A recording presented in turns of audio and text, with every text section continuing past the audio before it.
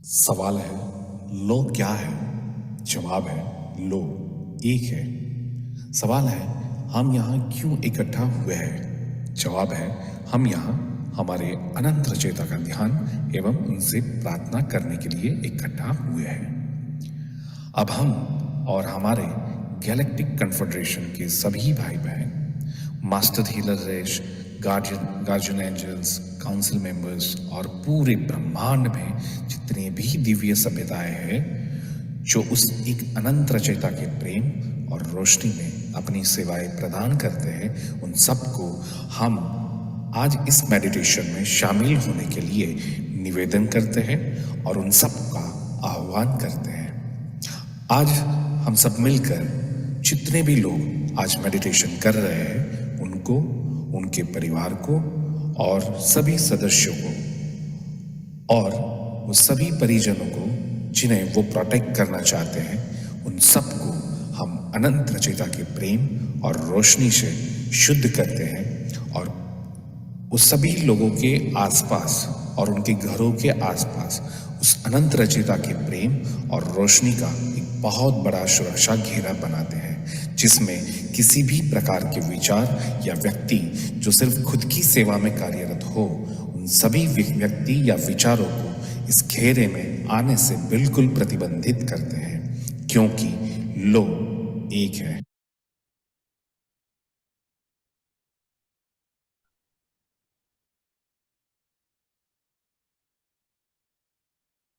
नमस्कार दोस्तों।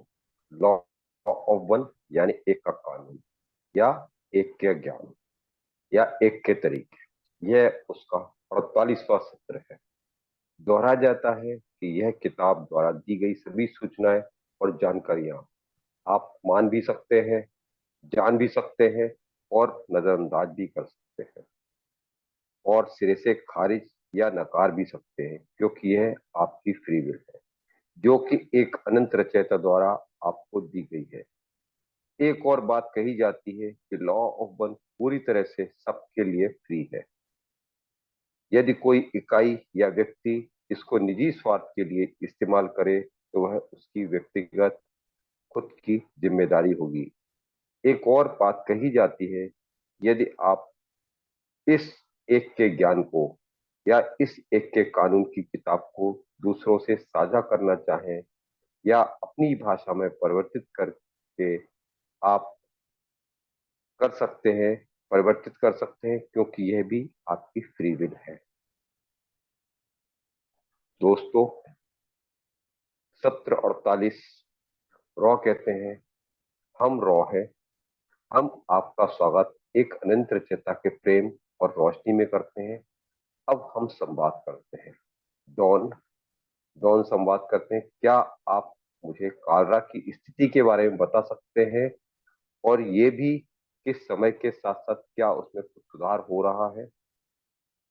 रॉ कहते हैं, समय के साथ कालरा की महत्वपूर्ण ऊर्जा में सुधार हो रहा है। जैसा कि आप समय को मापते हैं, लेकिन कालरा की शारीरिक ऊर्जा पिछली बार की तुलना में कम है जब आपने उसके बारे में पूछा था। डॉन कहते हैं, मेरे पास कालरा का एक सवाल है जिसे मैं पढ़ूंगा।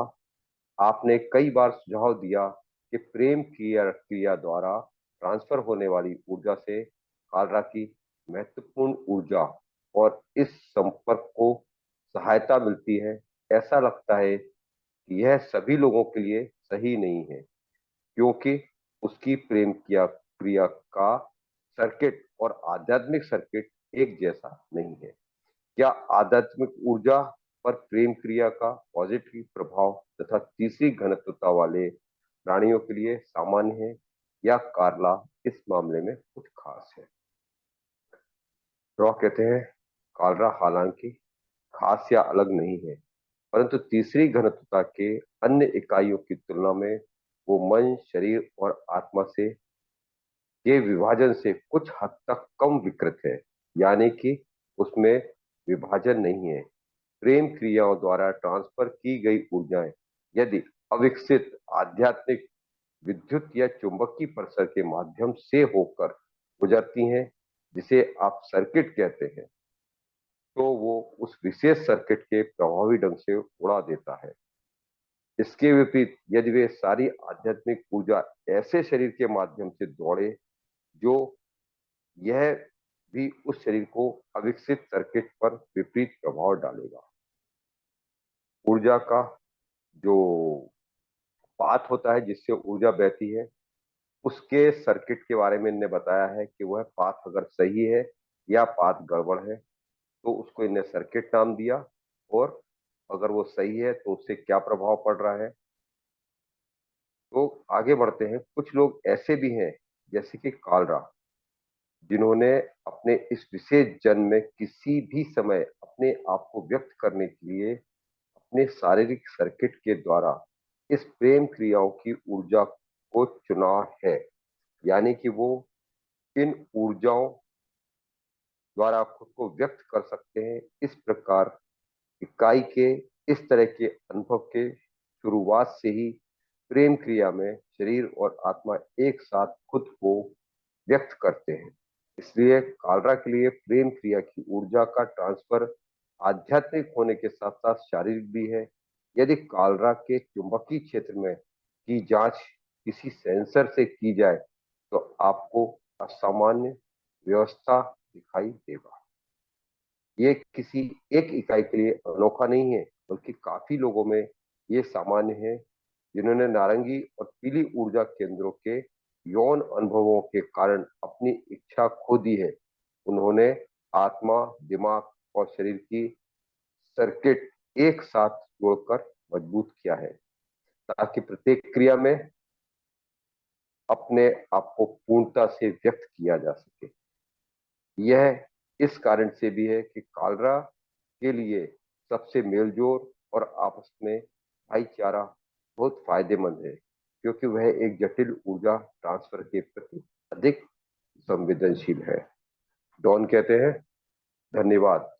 आप यानी कि राह यदि पृथ्वी में जन्म लेते हैं एक व्यक्तिगत इकाई के रूप में, पूरी जागरूकता और उस सारी यादों के साथ जितना कि आप सभी जानते हैं, तो जहां तक आपकी गतिविधियों का संबंध है, ऐसे में उस समय पृथ्वी पर आपका उद्देश्य क्या होगा। मतलब अगर वो क्वेश्चन कर रहे हैं कि अगर आप जन्म लेते हैं मनुष्य के रूप में या आज के हिसाब से, तो आपका उद्देश्य क्या होना चाहिए। रॉ जवाब देते हैं, इस सवाल से पता चलता है कि जिसे सीख लिया गया है वो अव्यवहारिक है। हालांकि यदि हम दोबारा उसी भोलेपन से सोचें कि हमारा भौतिक रूप में आना ज्यादा कारगर है वनस्पति इसके, जो अभी हम अपना प्रेम और रोशनी तुम्हारे लोगों को भेज रहे हैं, ये जो संपर्क खजाने में जैसा है जिसे हम कर रहे हैं, तो वह ही करते हैं जो हमने पहले किया था। हम अपने आप को सीखने सिखाने वाले की तरह पेश करेंगे। मतलब वह अपने लाइफ का उद्देश्य बता रहे हैं, हमारा उद्देश्य रहेगा सीखना और सिखाना। डॉन कहते हैं, अगला क्वेश्चन, हमारे ग्रह की स्थिति और संपर्क के तरीके इत्यादि के बारे में आप जो जानते हैं उसे जानने के बाद यदि आप एक व्यक्ति के रूप में यहाँ एक घुमक्कड़ की तरह जन्म लेने की प्रक्रिया से गुजरते हैं और आपके पास सभी बताए गए उद्देश्य को प्राप्त करने के लिए पर्याप्त तरीके की याददाश्त हो, तो संचार की हमारी वर्तमान स्थिति को सीखने और सिखाने की प्रक्रिया के लिए आप कौन से तरीके का इस्तेमाल करेंगे। मतलब आज के टाइम में जो हमारे पास टेक्नोलॉजी है, उसके हिसाब से आप किस टेक्नोलॉजी का इस्तेमाल करेंगे। वो सिंपल सा क्वेश्चन, लेकिन अब आप उसका जवाब देखें। वो कहते रॉ, मेरे भाई, हम यह महसूस कर रहे हैं कि आपने कुछ अनकही बातों को छेड़ दिया है। हम इन्हें स्वीकार करते हैं और समझते हैं, और इस कारण से आपके कंफ्यूजन मतलब आजादी का उल्लंघन नहीं कर सकते। डॉन कहते हैं, मुझे इस बात का डर था। मेरा कल एक यूनिवर्सिटी में मेरा लेक्चर था जिसमें केवल उन्हीं लोगों ने भाग लिया था। यदि एक यूएफओ लैब के दौरान ये किया जाता तो हो सकता है इसमें काफी लोगों ने भाग लिया होता। लेकिन चूंकि मुख्य रूप से ओरियन की इकाइयां इस फ्लैप का कारण बनती हैं, इसमें ओरियन का फायदा मकसद क्या है। मैं यदि स्पष्ट करने के लिए ऐसा कहूं कि वास्तव में अपनी सूचना के प्रसार के लिए अधिक संभावनाएं और अवसरों को पैदा करते हैं, जैसा कि इस समय हम कर रहे हैं।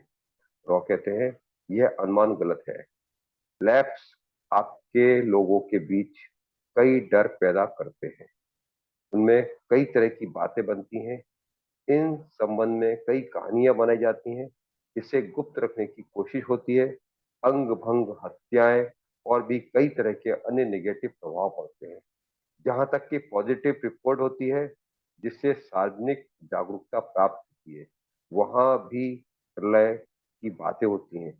आप अपने आप को एक ऐसे व्यक्ति के रूप में समझ सकते हैं जो अपनी इस समझ के कारण अल्पसंख्यक वर्ग है, और आप अपनी ये समझ लोगों को साझा करना चाहते हैं।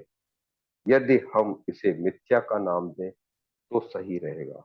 मतलब ये जो अपना डर पैदा हो रहा है, इसे वो मिथ्या का नाम दे रहे हैं। हम महसूस कर रहे हैं कि हम इसे इस समय अलग तरीके से भी रख सकते हैं। ओरियन की तरह के प्रचार से जो दर्शक आते हैं, उनमें काफी हद तक वरिष्ठता की कंपनता वाली इकाइयां होती हैं। इनमें इस तरह की सूचनाओं का बीजारोपण नहीं किया जा सकता, यानी कि जो लोग अनुभव और दूसरे की सेवा में ऊंचे स्तर पर होते हैं, वरिष्ठ होते हैं, उन्हें इस तरह की सूचनाओं से कोई फर्क नहीं पड़ता। इस तरह के प्रचार से प्रोत्साहन लिए बिना वह दर्शक सिखाते सीखते हैं, उनका झुकाव रोशनी की तरफ अधिक होता है, इसलिए आप गिनती भूल ही जाइए। डॉन कहते हैं धन्यवाद, इससे काफी कुछ अच्छे से स्पष्ट हो गया। यह एक बहुत ही महत्वपूर्ण बिंदु है। क्या आप मुझे बता सकते हैं कि चेतना पर काम करने के लिए चौथी और पांचवी घनत्वता की पॉजिटिव और नेगेटिव झुकाव को कैसे इस्तेमाल किया जा सकता है। चेतना का इस्तेमाल कैसे करना है उसके बारे में पूछ रहे हैं। रॉ कहते हैं चेतना पर चौथी और पांचवी घनत्वता में किए गए कार्य तीसरी घनत्वता में किए गए कार्य के मुकाबले काफी कम होता है। चौथी पॉजिटिव घटना में जो काम किया जाता है, उस काम में पॉजिटिव समूह धीरे धीरे सौहार्दपूर्ण तरीके से आपस में घुल मिल रहे होते हैं। जो इकाई कम पॉजिटिव झुकाव वाली है और जो उनकी सहायता चाहते हैं, उनकी सहायता के लिए आगे आते हैं। इस प्रकार उनकी सेवा में उनका कार्य होता है, और इस प्रकार सामाजिक और अन्य स्वयं के बीच के रिश्ते के माध्यम से, जो कि प्रेम का उद्देश्य है, समझदारी और करुणा की अधिक से अधिक तीव्रता होती है। यह तीव्रता जब तक जारी रहती है जब तक रोशनी की उपयुक्त तीव्रता का स्वागत न कर लिया जाए। इस तरह से चौथी और पांचवी घटना में कटाई होती है, जब रिश्ते के माध्यम से प्रेम की ऊर्जा और रोशनी की तीव्रता को बताया है। आगे बढ़ते हैं। पॉजिटिव झुकाव वाली चौथी घनत्वता में आध्यात्मिक और मानसिक तौर पर काफी कम मात्रा में माध्यम होते हैं। जब तक होता है जब समूह बन रहे होते हैं और उसमें सामंजस्य स्थापित हो रहा होता है। इस कारण छोटे माध्यम लगते हैं और कार्य करने में चौथी घनत्वता का सबसे महत्वपूर्ण कार्य तब होता है जब सामाजिक स्वयं और कम झुकाव वाले अन्य स्वयं के बीच संपर्क होता है। यानी कि कोई इकाई जिसका झुकाव कम होता है, उसकी मदद करना सबसे महत्वपूर्ण कार्य होता है। सीधा सी बात, जो कमजोर है, जो उसका साथ देना, यही उनका भी उद्देश्य रहा है। आगे बढ़ते हैं। निगेटिव झुकाव वाली चौथी घनत्वता में काफी कम लड़ते हुए अपनी स्थिति या पद को स्थापित करने में जाता है। जब तक कि उनके समूह ना बन जाएं, यानी कि समूह के बनने से पहले इसके बीच लगातार दूसरों के ऊपर की स्थिति पाने की होड़ रहती है। दूसरी इकाइयों पर नियंत्रण द्वारा उन्हें और अधिक निगेटिव झुकाव करने का अवसर मिलता है। समूह बनते हैं, समूह बनने के बाद भी निगेटिव झुकाव वाली चौथी घनत्वता का वही हाल रहता है। वहां की सामाजिक व्यवस्था में ये काम होता है कि उन लोगों तक पहुंचना जिनका झुकाव कम निगेटिव होता है, वो उन्हें सहायता करते हैं ताकि उनका झुकाव अधिक से अधिक निगेटिव हो सके। पांचवी घनत्वता में पॉजिटिव और निगेटिव द्वारा किए जाने वाले कार्य के बीच संभावित अंतर पांचवी घनत्वता की इकाई के लिए मददगार नहीं रह जाता, क्योंकि उसमें ज्ञान लेने की इच्छा ठहरी हुई नाव पर तीव्र होती है। पांचवी घनत्वता में ज्ञान की तीव्रता बढ़ जाती है। हर चीज में से ये ढूंढने लगता है कि कैसे ज्ञान क्या मिल रहा है। आगे बढ़ते हैं। पॉजिटिव झुकाव वाली पांचवी घनत्वता के लोग छठवीं घनत्वता से सीखने सिखाने के माध्यम से एकता की समझदारी का अध्ययन करके अपना ज्ञान बढ़ाते हैं। इस प्रकार वो अधिक से अधिक बुद्धिमान होते जाते हैं। पॉजिटिव झुकाव वाले पांचवी घनत्वता के समूह अक्सर अपने दूसरों की सेवा के तरीकों को दो तरीकों से विभाजित करके चुनाव करते हैं। पहला, रचना पर रोशनी की बीम फेंक कर रोशनी से, यानी कि रचना करने के लिए रोशनी का उपयोग करते हैं। दूसरा, अपने समूहों को रोशनी के यंत्र के रूप में सहायता के लिए भेजते हैं, जिसके बारे में आप चैनलिंग्स का नाम से परिचित हैं। दो तरह से रचना की जाती है। रोशनी डाली, रचना हो गई। चैनलिंग करी, रचना हो गई। दोनों तरीके आपको समझा रहे हैं, पिछले कुछ चैप्टर्स में भी समझाया है। आगे बढ़ते हैं। निगेटिव झुकाव वाले पांचवी घनत्वता खुद की सेवा में अत्यंत तीव्रता से लग जाते हैं और स्वयं तक सीमित हो जाते हैं, ताकि वो जितना भी सीखना कर सके उनका ज्ञान उस तक ही सीमित रहे और विशेष तौर पर उनके ज्ञान को तीव्र करने में इस्तेमाल हो सके। इस कारण उनके दायरे छोटे हो जाते हैं, क्योंकि वो सिर्फ खुद के बारे में ही सोचते हैं। नेगेटिव झुकाव वाले पांचवी घनत्वता के घुमक्कड़ों की संख्या काफी कम होती है। वो वापस तीसरी घनत्वता में आए, क्योंकि वे भूलने से डरते हैं। बहुत कम पांचवी घनत्वता वाले ओरियन समूह के सदस्य हैं जो आगे बढ़ते हैं, क्योंकि वे अब दूसरों में कोई गुण नहीं देखते हैं। यह सत्र हम यहीं रोकते हैं, क्योंकि अगला क्वेश्चन बहुत लंबा है। अब हम इस सत्र को यहाँ समाप्त करने की आप सभी से इजाजत चाहते हैं। जैसा कि रॉ हमेशा कहते हैं, अब हम आपको उस अनंत रचयिता की प्रेम, उसकी रोशनी, उसकी शांति में छोड़कर चलते हैं। आज्ञा मेरे दोस्तों, आज्ञा।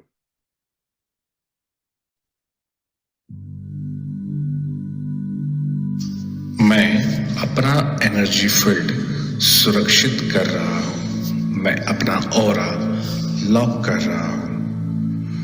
मेरे शरीर, दिमाग, आत्मा और मेरा पूरा एनर्जी फील्ड अनंत रचयिता के असीम दिव्य प्रेम और रोशनी में हमेशा के लिए सुरक्षित है। अनंत रचयिता के असीम प्रेम और अनंत रोशनी से बना हुआ मजबूत सुनहरा कवच, जिसमें अनंत ब्रह्मांडों की शक्तियां समाहित है, ऐसा कवच मैंने धारण कर लिया है। ये सुनहरे सुरक्षा कवच के माध्यम से मेरे घर के तमाम सदस्य और मेरा घर संपूर्ण रूप से सुरक्षित है।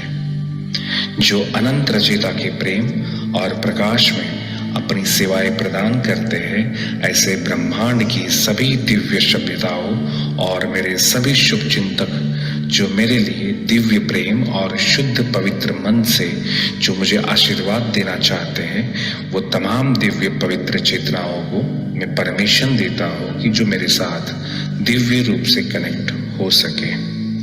बाकी तमाम प्रकार की वस्तु, विचार, व्यक्ति जो खुद की सेवा में ही कार्यरत हो, ऐसे अपवित्र भावनाओं से मेरे एनर्जी फील्ड में आना चाहे, उन तमाम एंटिटी या विचारों के उन रूपों को मैं प्रतिबंधित करता हूँ, क्योंकि ये मेरी फ्री विल है और यही अनंत रचयिता के एक का कानून है।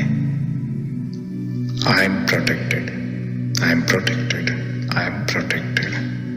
Thank you so much.